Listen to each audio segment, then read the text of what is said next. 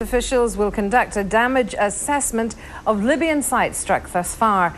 They say about 20 air and missile defence targets have been attacked in western portions of the country.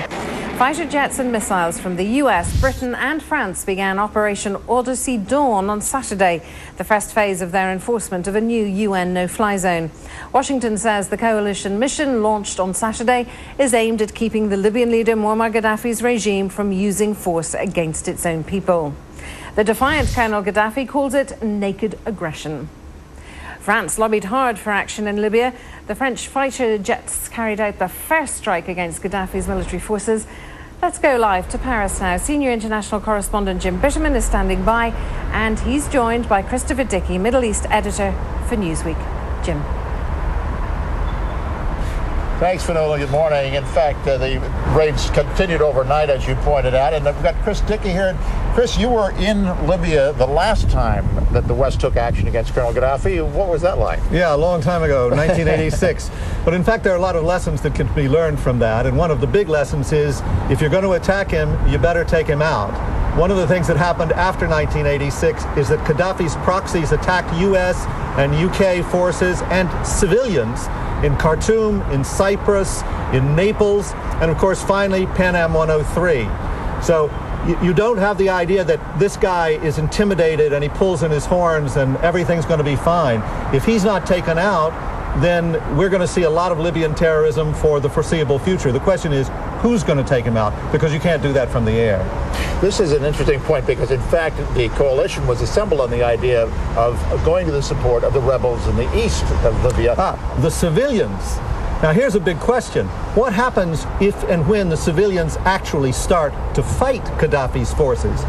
Is the West going to defend them?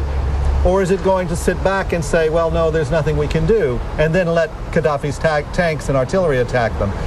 This is one of the big question marks. How difficult is it for the coalition with just using air power, no ground troops, to separate out?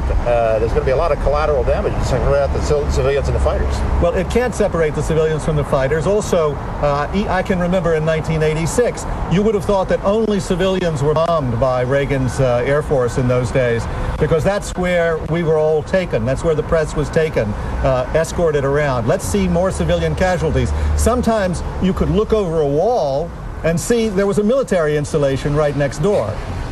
But that's the game that's played. It's just like Gaddafi said he lost an adopted daughter when his barracks were bombed. We never knew about this adopted daughter until she was dead. I mean, we are dealing with a crazy regime that's capable of doing almost anything.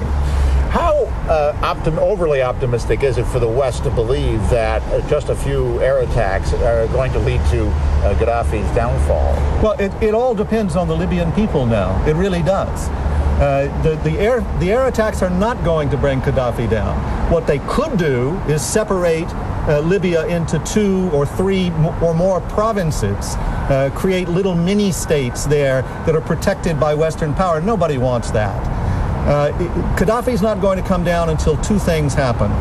The people in Tripoli rise up against him, and that doesn't look imminent. But the other thing that has to happen is that the rebels or the civilians or the protesters or whatever they are now have to retake the oil-producing area in that trough there at the bottom of the Gulf of Sidra. And that's where the fighting will have to take place. Ras Lanouf, Brega, these places that they were driven out of in the last week, they have to retake. And Allied forces can't do that for them. They can protect them from the air, but they're not going to go in on the ground. So a lot of it depends on the will of those Everything depends rebels. now on the will of the Libyan people. Mm-hmm. If the Libyan people sit back and say, well, it's too late, we're beat, we tried, it's over, that's it. Very good. Chris Dickey, thank you very much. Thank you. All right, Jim Bitterman, thank you too.